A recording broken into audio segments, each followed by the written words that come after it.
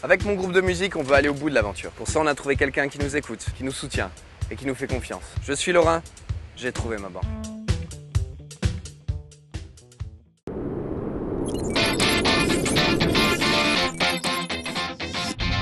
Vous avez absolument raison. Ouais.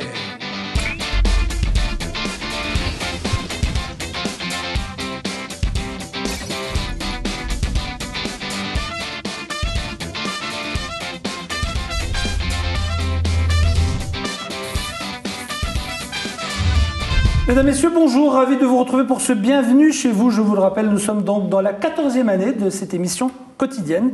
Et c'est grâce à vous si chaque jour, en compagnie de nos invités, on essaie en tout cas de faire passer un bon moment. C'est parti pour plus de 50 minutes d'émission. Avec nous, nous avons le professeur Daniel Sommelet. Bonjour. Bonjour. On va parler de cette journée qui aura lieu donc samedi prochain.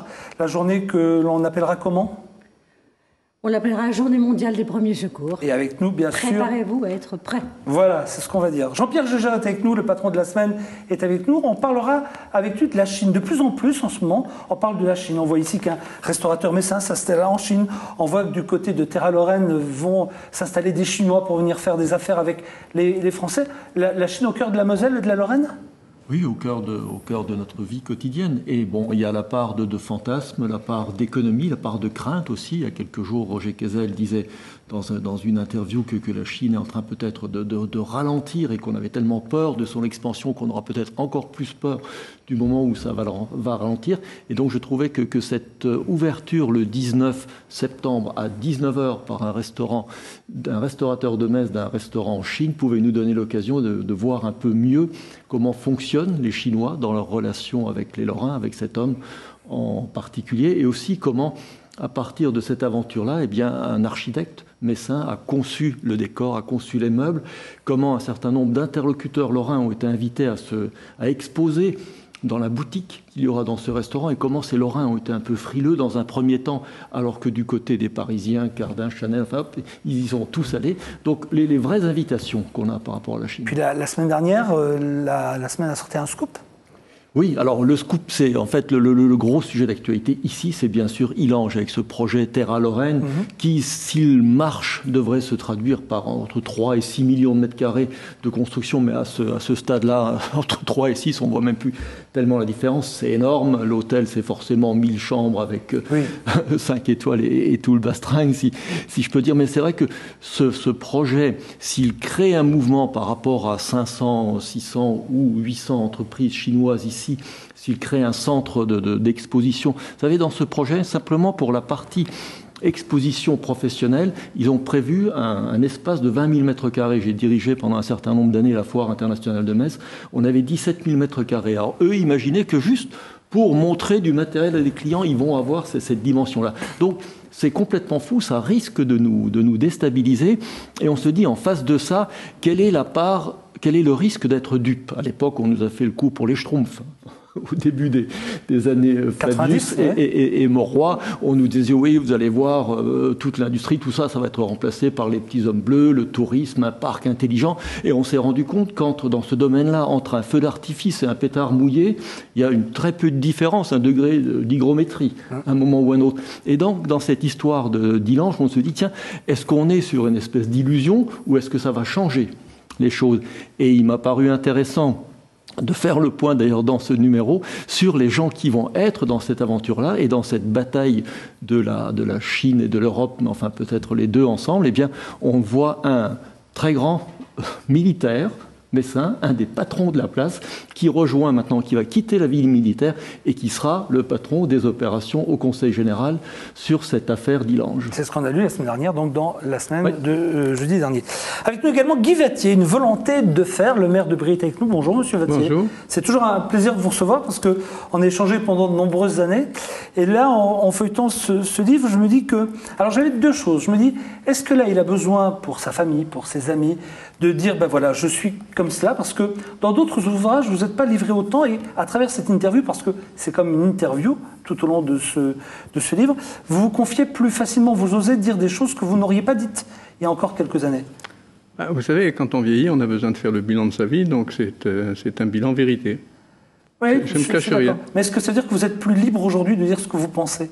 Ah, complètement. Enfin, j'ai toujours été libre, certains s'en souviennent, mais je suis encore plus libre maintenant. D'accord. Alors, les mauvaises langues peuvent toujours dire, oui, aujourd'hui, il sort un livre, on est à 2 ans des élections municipales, peut-être qu'il est en train de faire un joli coup de com'. Vous leur dites quoi à ces gens-là? Je leur dis que j'ai été élu 6 fois à la mairie de Briey au premier tour avec des scores entre 55 et 75%, donc j'ai pas besoin d'écrire un livre pour le prouver.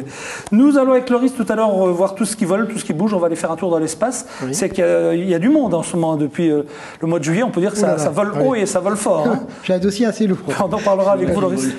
Et il y en a qui ne volent plus aussi. Oui, bien, Jean-Pierre, très bien. Et puis nous aurons à Nancy, du côté de la Plastane. Ça va vous rapprocher de chez vous, cher professeur. Nous irons voir Laurent Louis. Lui, il est créateur, il est joaillier du côté de la Plastane. Et on verra tout à l'heure ses nouvelles collections. Et c'est vrai que c'est très joli, c'est beau. Vous qui êtes la seule représentante du sexe féminin, quand vous voyez tout cela à l'antenne, est-ce qu'on pourrait remontrer, si vous voulez, au professeur Daniel Sommelet les différents bijoux qu'on vient de voir? Merci.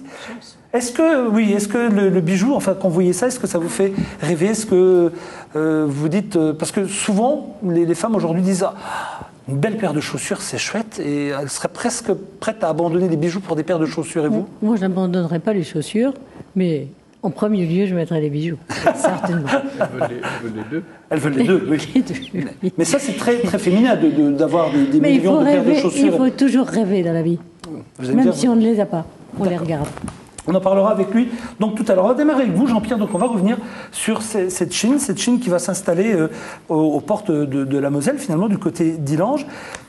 Certains pourront dire il faut s'en méfier, et d'autres diront mais non, il faut surtout y aller. Et vous? Moi, je comprends ceux qui nous disent il faut s'en méfier. J'ai participé il y a quelque temps à une conférence dans un cercle qui s'appelle Moselle Économie, et on entendait le patron d'une entreprise de Saint-Avold qui s'appelle Dodo, et qui est un des plus grands fabricants mondiaux de couettes. Oui. Et lui nous disait, écoutez, nous, bon, on veut bien, mais je veux dire, notre expérience qu'on a avec les Chinois, c'est que jusqu'ici, on arrivait à s'approvisionner au niveau mondial dans un certain nombre de qualités de tissus. Or, aujourd'hui, les Chinois, je veux dire, dans le milieu textile, ont avalé pratiquement tout ce qui se faisait, et aujourd'hui, je veux dire, ne produisent plus des qualités qui sont suffisantes pour que des entreprises de ce type-là puissent ensuite faire la différence. Donc lui, il disait, il faut absolument qu'on reconstruise une espèce d'ensemble qui nous permette de faire notre métier. Donc que des producteurs de ce type-là se disent « Bien, on a peur de leur ouvrir encore davantage la porte », ça me paraît légitime. Maintenant, l'autre point de vue, c'est de se dire que de toute façon, je vais dire, les Chinois au niveau économique et au niveau de l'exportation sont ici, qu'il y a tout un travail à faire avec, et qu'ensuite un centre de ce type-là s'implante à Illange, donc entre Metz, Thionville, je veux dire, aux portes du Luxembourg, et je veux dire, en étant un peu dans cette position sommitale par rapport à toute une région, ou alors qu'ils aillent s'installer 150 km plus loin, ou au sud, ou au nord. Moi, en tant que Mosellan et tant que Lorrain, j'aime autant que ça se passe chez nous. On n'arrête pas de dire qu'on est au croisement, bon, vous avez à Briey, enfin, je veux dire, par rapport à la 4, à la 31, on voit bien qu'on est au cœur de quelque chose, et que je crois que demain... Faut pas rater le coche. Faut pas rater le coche. Faut pas rater le coche, faut pas se faire avoir. Mais je crois qu'il faut, et ce qu'on disait tout à l'heure par rapport à Christophe Dufossé, montre aussi qu'on a, nous, des choses à vendre aux Chinois. Christophe Dufossé, qui est le chef de la Citadelle. Du restaurant, le magasin où vivent à la Citadelle. Et qui maintenant s'installe à Metz, à Chengdu, à partir du 19 septembre. Je ne vous présente pas Guy Vattier, hein, je pense que vous le connaissez. Non, j'ai remarqué une similitude entre les termes de son livre et celui de Jean-Marie Roche il y a un an. Jean-Marie Roche terminait en disant « Il suffit de vouloir, de faire ». Et donc vous avez encore l'astuce plus grande sur la volonté de faire, mais je trouve que c'est quand même amusant qu'on retrouve cette caractéristique à la fin du cycle, mais à un moment donné de cycle, de se dire que ce qui a été déterminant, c'est la volonté. Il y a moins de règlements de compte dans le livre de Guy Vattier qu'il n'en avait dans celui de Jean-Marie Roche. Hein. Certainement. Je le dis comme ça en passant. Avec vous, Guy Vattier, moi je voudrais... Bon, vous êtes dans le 54, on le sait, depuis 1984, donc vous êtes le maire de Briey. Vous avez été député en 88, vice-président de Conseil Ré, vice-président du Conseil G, donc cette Lorraine, vous la connaissez bien. Est-ce que vous pensez qu'on va s'en sortir? Vous qui avez rencontré des gens, vu des gens, défendu cette Lorraine pendant des années, est-ce qu'il y a une chance qu'on puisse enfin s'en sortir? Parce qu'on a l'impression que depuis des années, on subit et on a besoin à un moment donné d'aller contre ça, quoi. Alors tout d'abord, un mot pour dire que Briey est jumelé avec une ville chinoise. Ah, bah, la ville de Shaanxi, depuis des années, et que régulièrement nous recevons des Chinois. Voilà, donc nous sommes tout à fait dans la dynamique que vous avez dite. Je crois que la Lorraine s'en sortira quand tous les hommes politiques feront abstraction de leurs différences pour tirer la charrue tous ensemble. Ça, c'est pas de mal à veille chez nous. Ah, il ne faut pas désespérer. Moi, j'ai connu la Lorraine il y a 50 ans. Dans mon coin de Briey, les ruptures étaient importantes. Aujourd'hui, on arrive à travailler ensemble. Et M. Vattier, ça a toujours été difficile, non? D'après vous, d'après ce que vous avez vécu? Bien sûr que c'est difficile. Je crois que c'est pas nouveau, moi. Mais c'est pas parce que c'est difficile qu'il faut pas le faire. Oui, oui.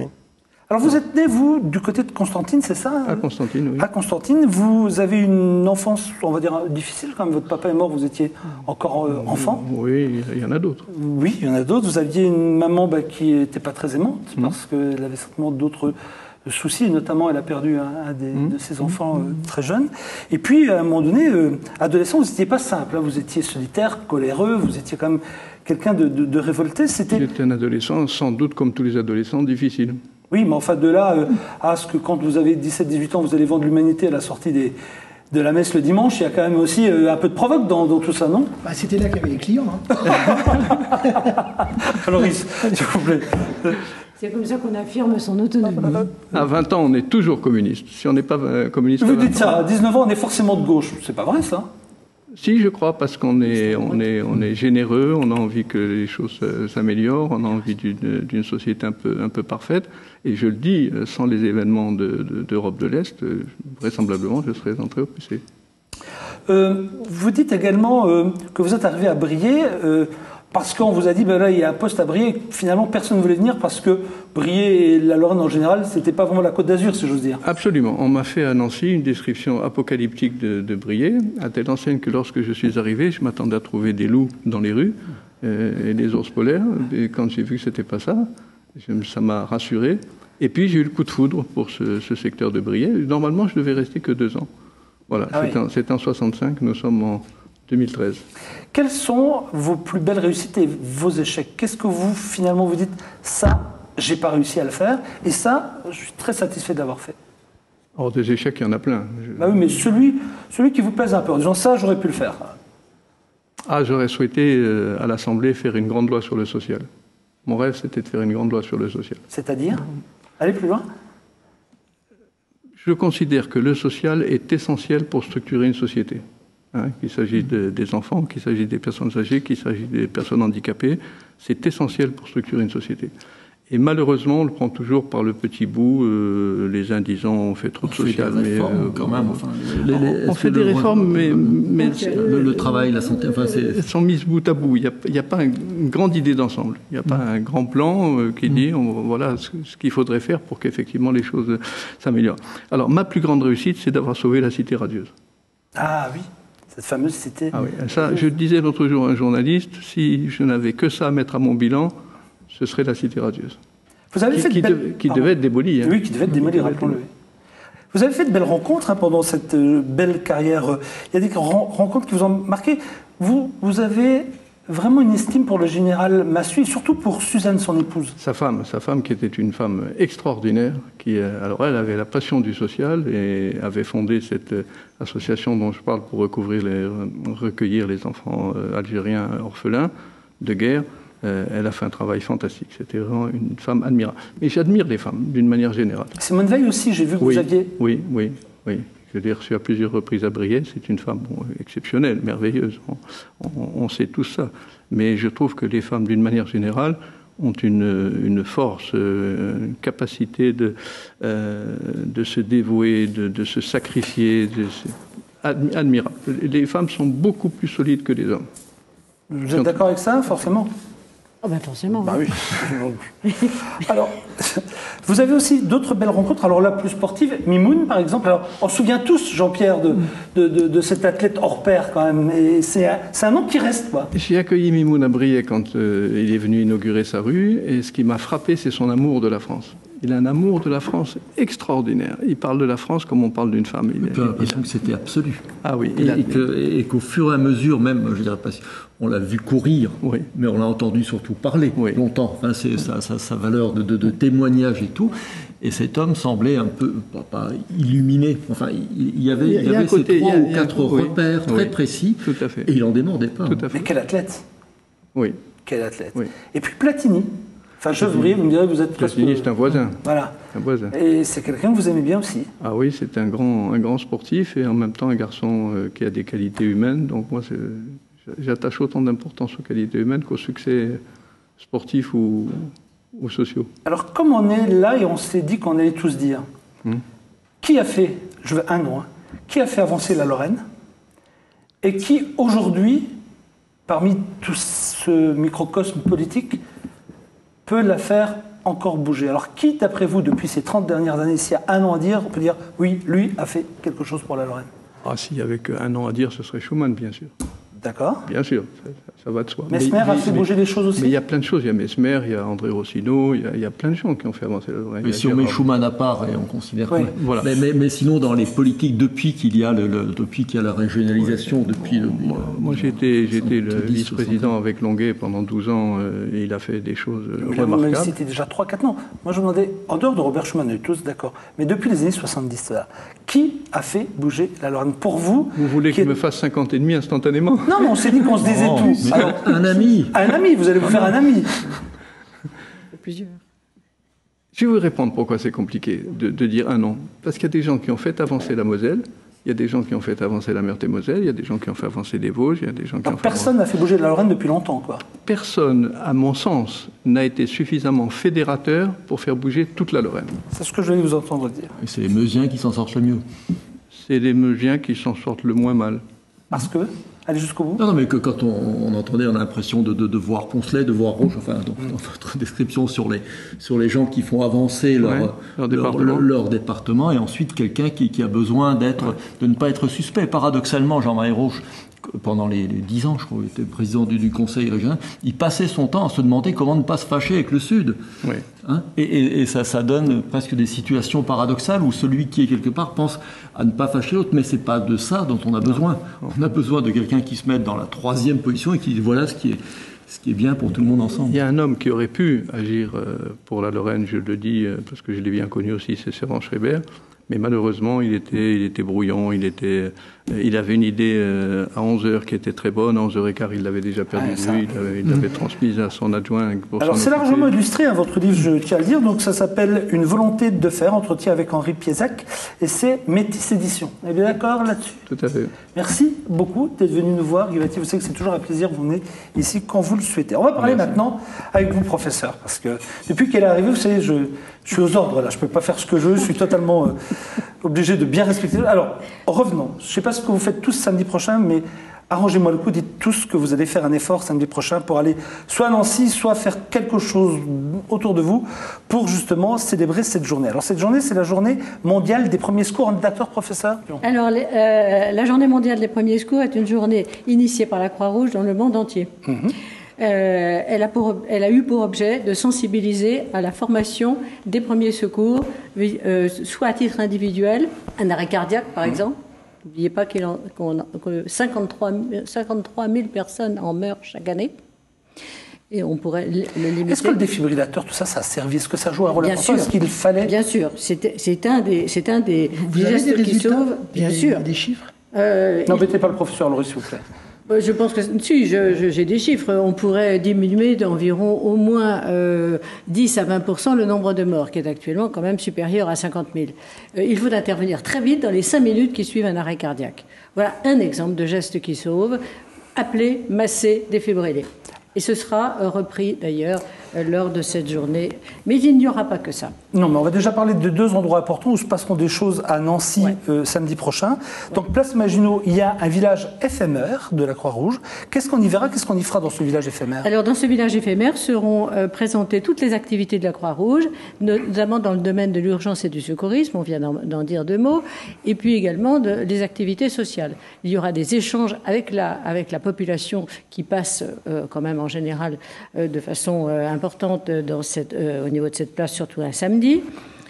Donc ils pourront éventuellement savoir ce qui se passe à la Croix-Rouge, ce qui se fait, et suivre également des formations, 2 types de formations. Autre endroit du côté... Ça, c'est au niveau donc, de la place Maginot. Et puis à l'hôtel de ville, dans la salle Lienville, il y aura également une simulation, une catastrophe naturelle, c'est ça? Alors là, on a effectivement proposé de faire quelque chose qui sort un peu de l'ordinaire et qui doit avoir pour but de sensibiliser la population à ce qu'ils doivent prévoir, réaliser et apporter des solutions en cas de catastrophe naturelle. C'est-à-dire qu'on va mettre dans cette salle des personnes qui vont être le public cible, qui va être face à des apports sonores, visuels, etc., reproduisant une catastrophe naturelle dans un scénario qui va leur être proposé. Et il y aura des experts qui pourront éventuellement répondre à leurs questions. Alors nous avons quelques images que vous avez bien voulu nous ramener. D'abord une vidéo. Alors la vidéo elle est assez intéressante. On va se mettre finalement au niveau d'un enfant. Et tout ce que vous allez voir là était agrandi pour qu'un adulte puisse comprendre quels sont les dangers qu'un enfant peut rencontrer dans la vie de tous les jours, que ce soit dans la cuisine ou autre lieu dans la maison. Regardez.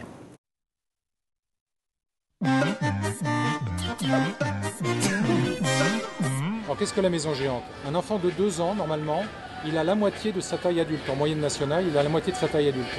Donc tous les meubles que vous voyez ici, ce sont des meubles qui ont une taille du double de ce que vous avez chez vous. Donc le fait de se mettre dans la peau d'un enfant, on se rend compte des difficultés qu'il a à vivre dans une maison. Une maison pour lui, c'est un parcours du combattant. Moi, ce que j'ai vu, c'est surtout l'enfant dans sa proportion des meubles déjà. La casserole immense, où on prend toujours le manche, ça c'est récurrent, le manche.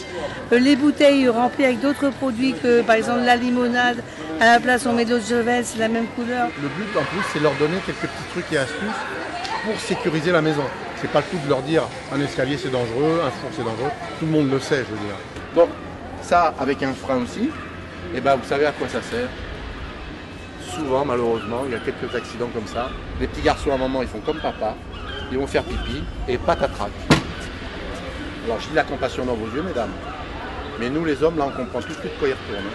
Et ce qu'il explique, c'est très vivant, parce qu'il prend la manière d'expliquer comme pour les paquets de cigarettes. C'est-à-dire qu'il fait peur aux gens un petit peu. Et bien, évidemment, je dramatise de temps en temps, parce que j'ai malheureusement des anecdotes, des pompiers, des urgences, des gens, des parents eux-mêmes. Hein. On essaie d'amener un peu de sourire, un peu de choses, mais c'est pas facile. Le message, on est obligé de le faire passer quand même un peu durement. Hein. C'est 2000 enfants par jour en France de moins de 5 ans, des enfants de moins de 5 ans, qui rentrent dans les hôpitaux français en urgence pédiatrique à cause d'une chute, d'une brûlure, du barbecue, de la tondeuse, de tas d'accidents.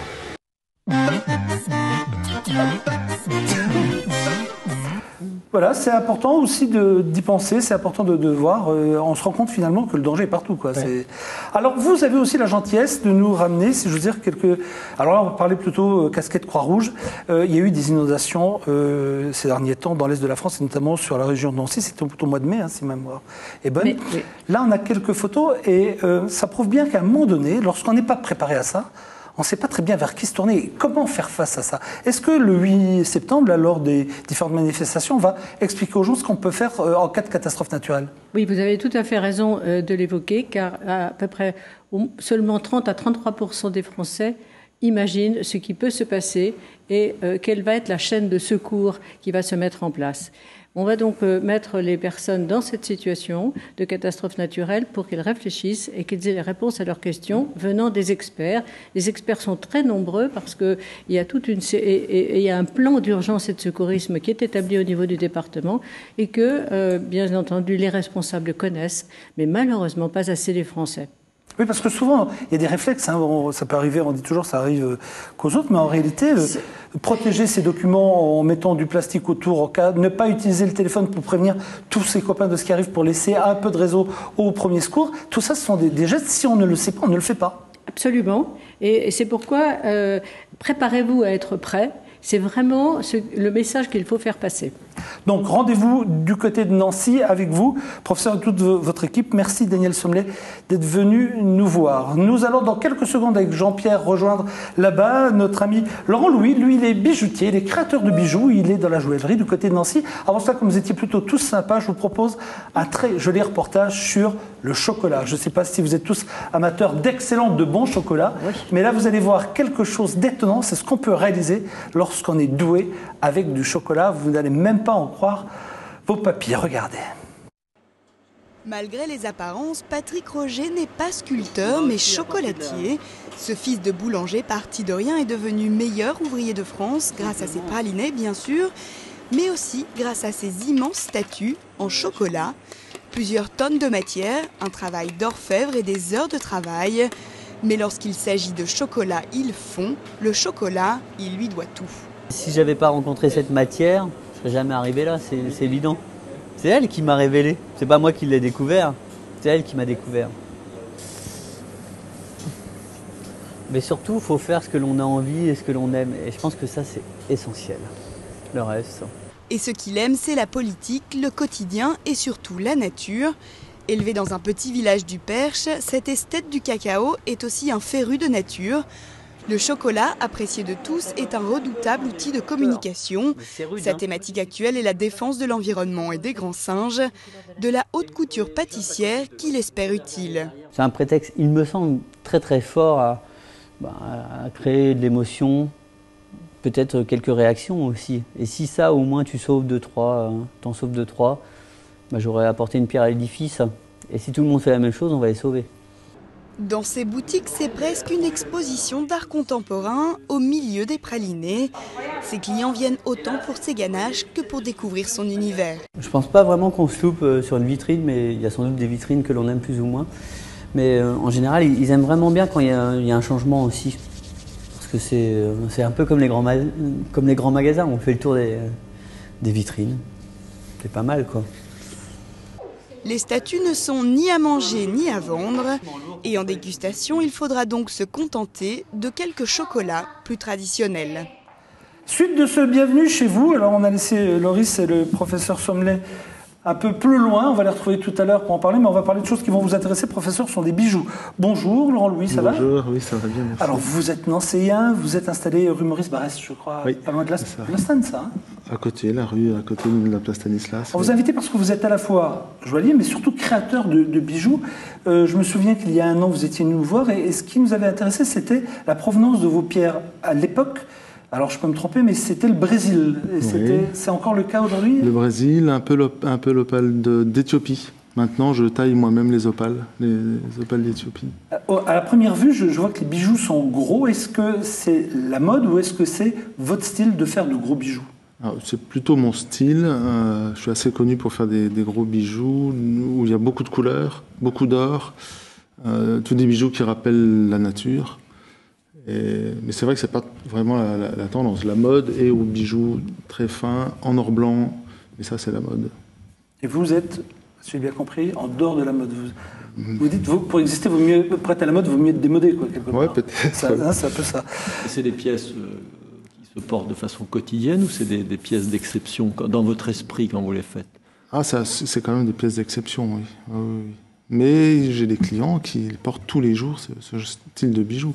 Même des hommes qui portent des gros bijoux, des grosses pierres. On va, si vous le voulez bien, un peu détailler ce que vous nous avez ramené, histoire de présenter ça à nos amis téléspectateurs. C'est un pendentif, je me trompe pas en disant cela. Et alors, quelle est cette particularité? Enfin, quelles sont ces particularités? Alors, ici, c'est une opale dite boulder, une opale d'Australie, un très gros morceau d'opale, où j'ai fait couler un peu d'or pour rappeler toujours un peu la nature, hein, comme des bourgeons, comme des gouttelettes de métal. Ici, nous avons un autre... Alors, je ne sais pas du tout ce que c'est comme pierre. C'est quoi comme pierre? Ce que nous avons ici qui est rond. Je le dis parce que le réalisateur doit pouvoir suivre. C'est quoi cette pièce? Là, c'est une tourmaline. Tourmaline du Brésil.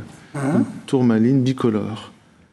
Elle est belle, hein? Verte, vert, rose. Mais il y a même 3 couleurs, si on regarde bien. Ensuite, vous avez les bagues. Alors, on va peut-être commencer par celles qui sont tout de suite devant nos caméras. Un mot sur celle-ci, si vous le voulez. Donc là, c'est une émeraude. Une très belle émeraude avec des petites gouttelettes d'or qui rappellent le pollen. Toujours pareil, c'est toujours en observant la nature. Mais ce sont des créations, là. Que des créations, uniques. Pièces uniques. Est-ce que vous fonctionnez à l'instinct ou tout ça c'est dessiné? Est-ce que, je ne sais pas, moi, il y a un boulot énorme de préparation ou est-ce que vous avez la pierre, l'idée, vous dites j'y vais? Il y a un peu les deux. C'est jamais la même démarche. Mais dans l'ensemble, c'est surtout l'observation de la nature. Et puis quand j'achète des pierres ou quand je travaille des pierres, les idées viennent au fur et à mesure. Pardon, allez-y Jean-Pierre. Quand vous dites j'achète des pierres, vous avez une culture ou un principe en disant j'achète des pierres naturelles, parce qu'il y a des pierres de synthèse. Je me souviens, j'ai rencontré il y a quelque temps un chercheur d'école, enfin de géologie d'Annecy, qui nous expliquait comment ils allaient à travers le monde, notamment à propos de d'une des pierres, je crois que c'était l'émeraude. Et il disait qu'il était pratiquement impossible aujourd'hui de faire la différence entre une émeraude naturelle et une émeraude de synthèse. Oui, on marche à la confiance du négociant, des négociants qu'on connaît bien sur le marché, qui viennent nous démarcher, ils nous proposent des produits. Et ça, c'est quoi alors exactement? Une bague, j'ai bien compris, mais comme c'est une opale aussi. C'est une opale là aussi une brésilienne. Mais il y a des reflets, il y a quelque chose d'un genre de paillettes, je ne sais pas ce qu'on en Voilà, les opales, c'est une accumulation de microbilles. Et quand la lumière passe dedans, de silice, de silice, quand la lumière passe dedans, on a les couleurs de l'arc-en-ciel. C'est ça qui est fascinant en fait. Professeur, si je vous mets ces trois-là, une à côté de l'autre, vous choisiriez laquelle? Regardez, je vous en montre trois. Ces trois-là, dites-moi quelle c'est celle qui aurait votre préférence? J'adore les émeraudes. Mais celle qui est présentée n'est pas très facile à mettre. Celle-ci? Non, à gauche. Celle-ci? Après, celle-ci? à gauche, oui. J'aime bien les émeraudes très vertes. D'accord, donc c'est plutôt... Mais je pense qu'il faut voir aussi la facilité à porter et en fonction de la vie qu'on mène. Et je pense que le bijou qui était complètement à droite, plus petit, plus discret, celui-ci pourrait être facilement porté tous les jours. Alors, je ne vais pas vous demander des prix, mais une fourchette... Pardon? Encore que. Encore que, parce qu'on ne sait jamais. Nous, un jour, on sera peut-être appelé à aller chez Laurent et il va falloir quand même qu'on sache à quoi on s'attend. On est dans quel ordre de prix pour une bague comme celle-ci? Une grosse bague opale, il y a la rareté de la pierre, on est dans les 5 000 euros, 5-6 000 euros. Donc c'est un budget, c'est vrai. Attends, pour une création, on est tout de suite au-dessus de 1 500 euros pour une création. Eh bien, c'est important de savoir que tout près de chez nous, il y a des gens qui font des choses plutôt sympas. C'est sympa, hein, Jean-Pierre, c'est quelque chose d'assez étonnant. Merci, Laurent, d'être venu nous présenter tout cela depuis Nancy sur le plateau de Bienvenue chez vous. Nous, on va rejoindre nos invités. On va maintenant prendre l'air, si j'ose dire. Des bijoux. Avec le nombre de filles qu'il y a dans cette maison, je ne me fais même pas de soucis. Alors, on enchaîne. Jingle, et c'est parti.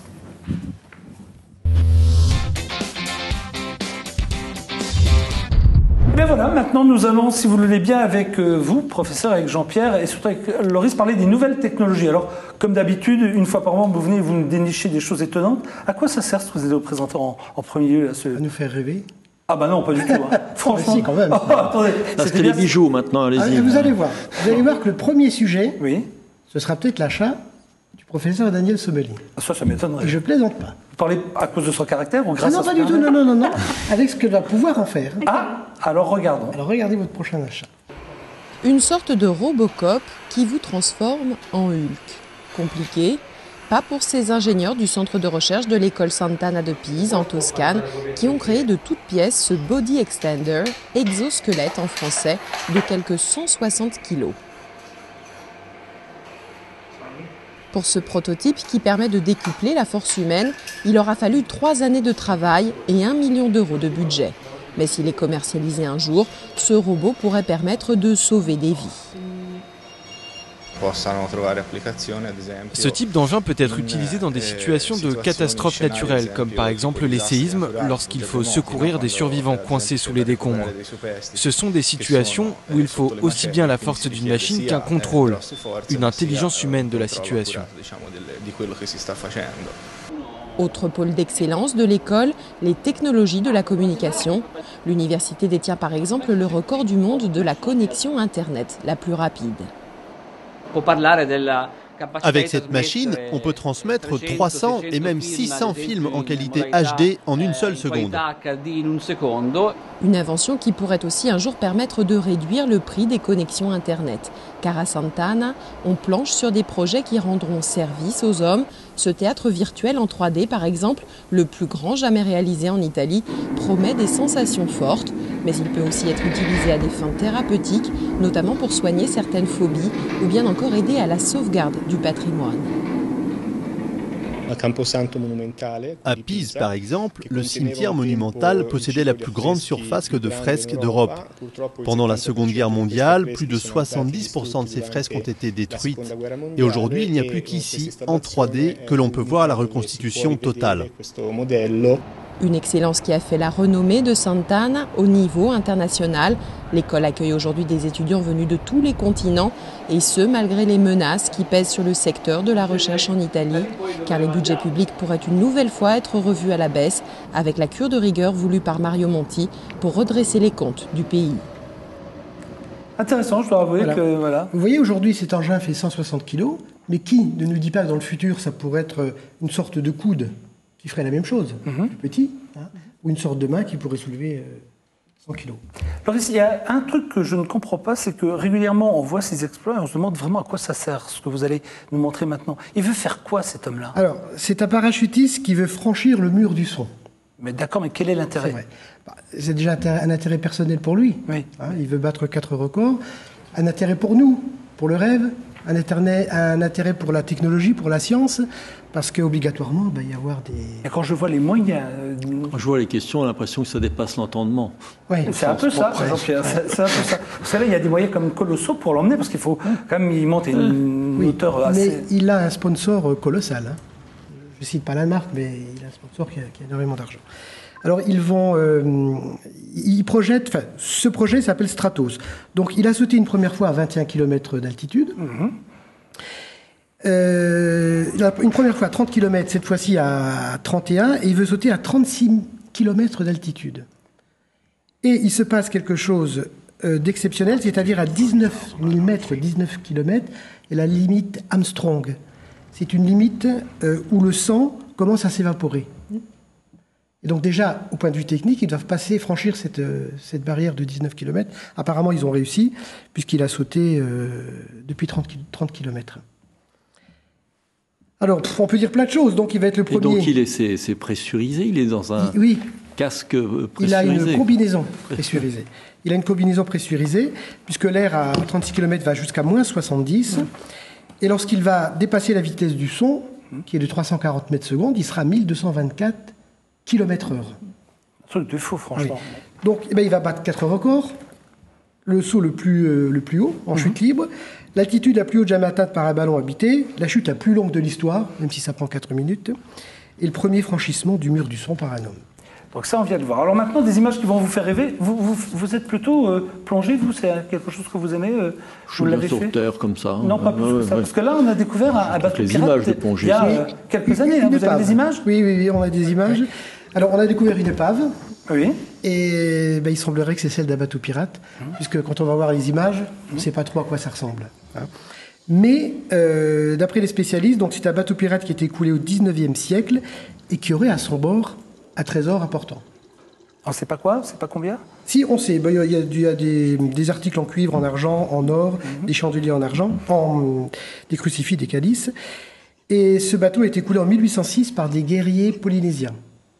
On l'a trouvé au Tonga. Le Tonga, c'est à l'est de l'Australie, près des îles polynésiennes. Et on pense... Bon, ce bateau qui avait été coulé n'avait jamais été retrouvé. Donc déjà, possibilité que ce soit celui-là. Pour l'instant, on n'en est pas sûr. Hein. Et ce bateau, en tout cas, a été construit après 1780 parce que la coque est recouverte de cuivre. Et c'est à partir de 1780 qu'on a fabriqué ces bateaux de cette façon. Professeur, pas de questions, je peux enchaîner? Vous voulez encore revenir sur l'âge du capitaine? Non, je peux y aller. Peut-être les coordonnées GPS. Ça va, Maurice. Nous allons partir maintenant des fonds marins pour aller carrément sur Mars. C'est vrai que l'été, ça a été l'arrivée de Curiosity quand même sur la planète rouge. On a ces images qui sont assez étonnantes quand même. Hein. Je dirais même, on avait fini par l'oublier, ce petit robot Mars Curiosity, parce qu'il est parti il y a 8 mois et demi. N'oublions pas, le 26 novembre 2011, il est arrivé le 6 août. Alors, ce qui est très étonnant là-dedans, c'est qu'il y a plein de technologies, mais qu'on commence à avoir des images vraiment plus qu'exceptionnelles. Et ce qui est très intéressant, c'est qu'il y a des Français aussi qui ont collaboré à sa création et notamment à sa réussite. Et ça fait toujours plaisir. Donc, cette mission va durer 2 ans. Vous savez que la petite sonde est restée 16 jours immobile. Elle a atterri le 2 août, et elle n'a bougé que le 22 août. Alors, pourquoi? Vous allez me poser cette question. Non, mais le professeur va le dire. Demandez pourquoi. Pourquoi? Ça, je ne suis pas encore allé sur Mars. Non, parce que les ordinateurs avaient un programme pour le décollage, le voyage et l'atterrissage.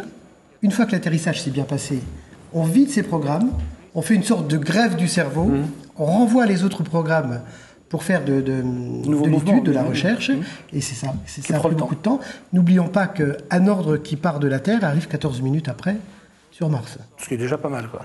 Pas du tout. On va rendre hommage quand même à un monsieur qui nous a quittés là et qui a fait beaucoup aussi, parce que Armstrong c'était quand même un petit pas pour l'homme, un grand pas pour l'humanité. On a quelques images, on peut en dire on peut les regarder. quelque chose. Je pense qu'on dit tous un peu un Armstrong parce que c'est une personne qu'on a enviée, on aurait bien aimé être à sa place. Moi je me souviens en juillet 69, ce que je faisais à 4h du matin, j'étais dans mon salon. Et il avait donné une interview à un journal américain et il disait qu'ils étaient confrontés à l'inconnu, parce qu'ils ne savaient pas si le LEM allait s'enfoncer dans le sol, etc. Et il disait, pendant la période d'alunissage, quand le LEM descendait, il y avait un ordinateur qui disait toujours « Il y a un problème et ce n'est pas ma faute ». Déjà, alors aujourd'hui, on dit toujours « C'est la faute de l'ordinateur ». Lui, déjà, il dit « C'est pas ma faute ». Et pendant tout le temps, pendant l'alunissage, il disait « Je surveillais mes instruments, je voyais que tout allait bien et je continuais ». L'ordinateur qui disait « Il y a un problème ». Si l'ordinateur avait pris la main, il serait craché. Ah oui, certainement. Et c'est Armstrong qui a choisi son lieu d'atterrissage parce qu'il était programmé dans une pente et le LEM allait s'écraser. Et dernière chose, vous savez qu'aujourd'hui, dans un téléphone portable, il y a plus de technologie que dans le LEM à l'époque. Ne m'étonne pas ça. C'est fou quand même. Merci Loris pour tout ça, on a appris plein de trucs. On peut lui mettre une bonne note sur 10 ? Très bonne. Ah oui. Moi je mettrais une bonne note globale collégiale à l'émission parce que je trouve que c'est très intéressant. Ah ben ça c'est sympa. Pluridisciplinaire et je trouve qu'on s'est très bien. Mais peut-être quand on est avec des gens comme Jean-Pierre Gégère, il faut qu'on soit à la hauteur. Donc on met les bouchées doubles pour essayer d'être à la hauteur. Merci Jean-Pierre d'être venu nous voir. C'est un plaisir. Merci beaucoup professeur. C'était une première, j'espère qu'on reviendra nous voir. Loris, à bientôt. Passez une excellente journée, une excellente soirée. Merci, à bientôt. Bye bye.